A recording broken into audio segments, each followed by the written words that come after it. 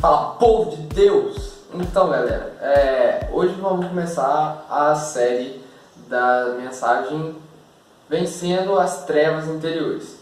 Bom, qual é o propósito dessa mensagem? Mensagens Vencendo as Trevas Interiores vão ter o intuito de fazer a gente reconhecer nossa natureza, submetê-la ao Espírito Santo de Deus e fazer com que Jesus transforme nossa vida, porque é isso que ele faz. O texto base vai ser Mateus 15:11.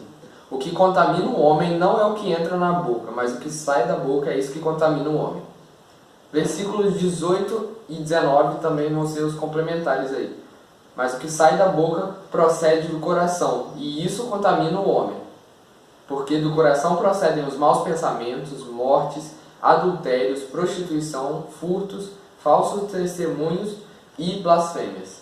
Então a gente vê aqui logo no começo que o homem ele é contaminado pelo que está dentro dele e não pelo que sai dele. Então não é o que sai, o que a gente põe para fora. O que nos contamina é o que está dentro da gente, é como está o nosso coração, é isso que contamina a gente. Nós precisamos entender algumas coisas muito importantes. Por exemplo, que o homem já é corrupto por natureza. A nossa natureza humana, enquanto homem, nossa carne, ela é corrupta por natureza.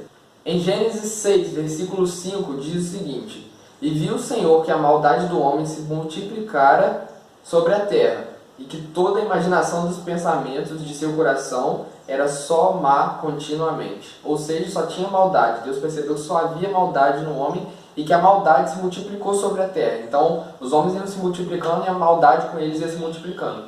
Isso depois do pecado original, depois da queda do homem. Então a gente sabe que a nossa natureza humana ela é corrupta desde o princípio. E que corrupções são essas?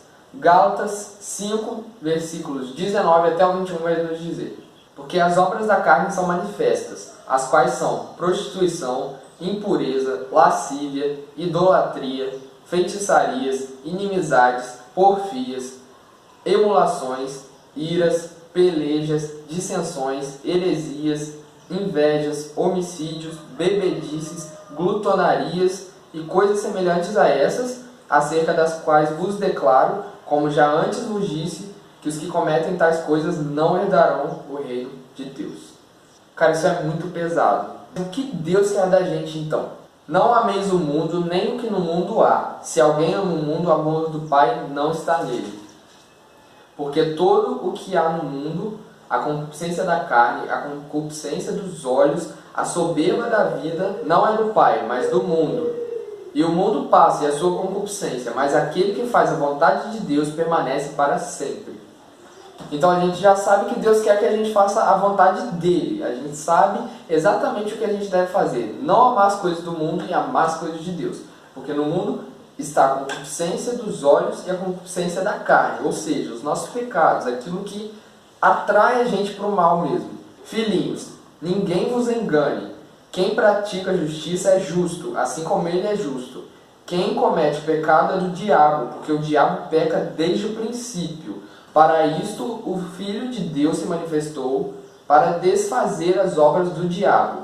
Qualquer que é nascido de Deus não comete pecado, porque a sua semente permanece nele, e não pode pecar, porque é nascido de Deus. Nisto são manifestos os filhos de Deus e os filhos do diabo. Qualquer que não pratica a justiça e não ama seu irmão, não é de Deus. Então aqui ele começa falando, filhinhos, ninguém nos engane. Ele está falando aqui que é para ninguém fazer a gente sair dos caminhos de Deus. Ninguém deve fazer a gente se afastar dos caminhos de Deus.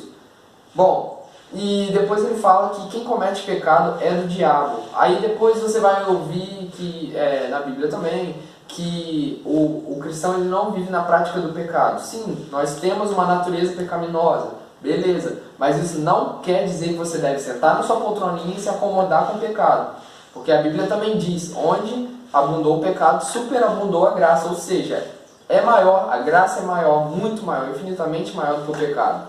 Então a gente não vive mais na lei do pecado, a Bíblia também fala isso. A gente não vive mais na lei do pecado, a gente vive na lei da graça, a gente está debaixo da graça. Romanos 8:8 ainda vai dizer assim: Portanto, os que estão na carne não podem agradar a Deus.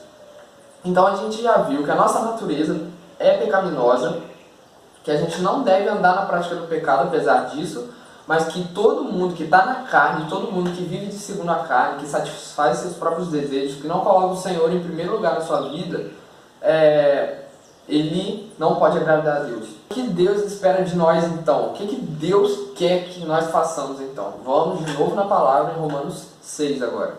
Não reine, portanto, o pecado em vosso corpo mortal, para lhe obedecerdes em suas concupiscências.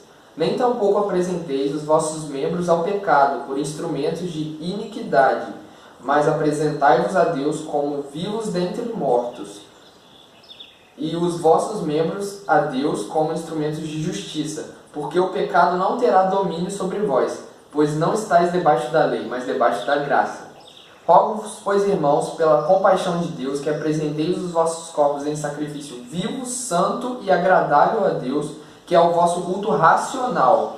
E não vos conformeis, ou seja, não tome a forma deste mundo, mas transformai-vos pela renovação do vosso entendimento, ou da vossa mente, para que experimenteis qual seja a boa, agradável e perfeita vontade de Deus. O que mais nós precisamos fazer? Efésios 5, versículo 1 e 2 vai dizer: sede, pois, imitadores de Deus como filhos amados. E o versículo 2 diz: e andai em amor, como também Cristo vos amou, e se entregou a si mesmo por nós em oferta e sacrifício a Deus em cheiro suave. Nós somos chamados à liberdade, galera. E essa liberdade nós precisamos tomar posse dela. A gente não precisa mais viver na prática do pecado, porque Jesus já derramou sua graça quando morreu na cruz por nós. Ele pagou o preço, está tudo pago. Você não precisa mais ficar na escravidão do pecado. Em Gálatas 5, versículo 1 vai dizer: estai, pois, firmes na liberdade com que Cristo nos libertou, e não torneis a meter-vos debaixo do jugo da servidão. Então a gente já sabe que a gente não está mais debaixo da lei, a gente está debaixo da graça. Entende? Então Gálatas 5 está dizendo que nós precisamos estar firmes na liberdade com que Cristo nos libertou lá na cruz, quando Ele veio e morreu em nosso lugar, e não nos colocarmos mais debaixo da servidão, do pecado. Então nós não precisamos mais sermos escravos do pecado. Gálatas 2, 20 diz assim: já estou crucificado com Cristo, e vivo, não mais eu, mas Cristo vive em mim. E a vida que agora vivo na carne, vivo-a na fé do Filho de Deus, o qual me amou e se entregou a si mesmo por mim. Isso que ele está falando aqui quer dizer que a gente ainda está num corpo carnal, num corpo mortal, mas que a gente vive de acordo com a graça de Jesus, na fé do Filho de Deus, Jesus Cristo. Uma coisa muito interessante, muito importante que eu aprendi na minha caminhada com Jesus é que nós não devemos nos basear na nossa força, não depende de nós.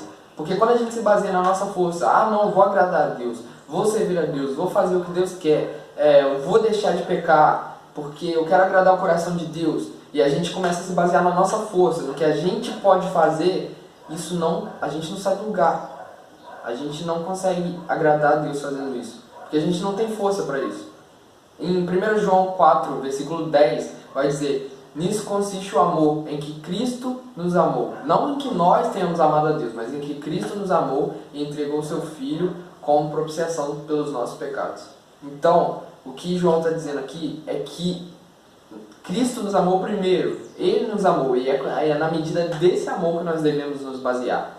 Eu fiz uma frase que diz: o amor de Deus deve ser o meu combustível na busca por santificação. O amor de Deus, é o amor que Ele tem por mim, não o amor que eu sinto por Ele. Lógico, eu tenho que amar a Deus, é um mandamento, amar a Deus sobre todas as coisas, e ao teu próximo como a ti mesmo também. Mas a gente não tem que se basear na nossa força, na força, na medida do nosso amor por Deus, e sim na medida com que Ele nos amou. Nós já fomos libertos do poder do pecado, e depois disso nós temos que buscar a Deus de todo o nosso coração. Não pense você que você vai buscar ser santo para ser salvo. A santificação não é um pré-requisito para a salvação.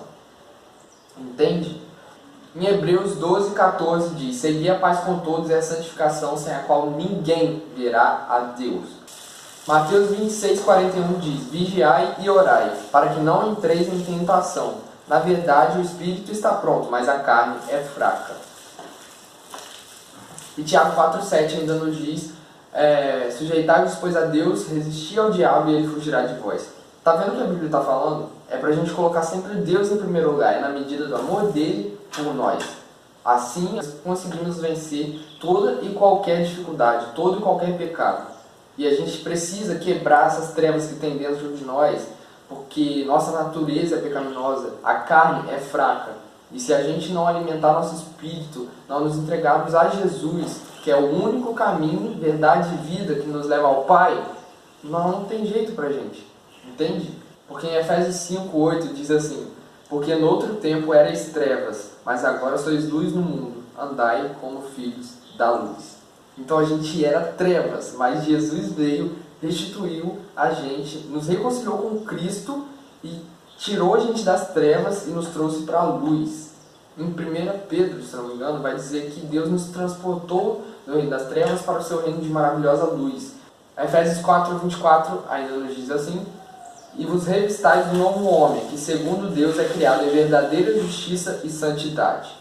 Segundo os Coríntios 5:17 ainda diz: se alguém está em Cristo, nova criatura é, as coisas velhas já passaram, e eis que tudo se fez novo. E Isaías 43:18 ainda vai dizer: não olheis para as coisas antigas, nem considereis as passadas. Então esquece, cara, esquece o que passou. Deus esqueceu. Jesus esquece o nosso pecado quando a gente confessa nossa culpa para Ele e pede perdão.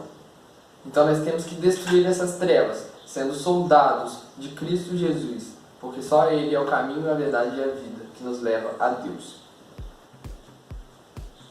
É isso aí, mano, é o bicho. É isso aí, mano, é o bicho, é luta constante, Até o próximo vídeo, valeu!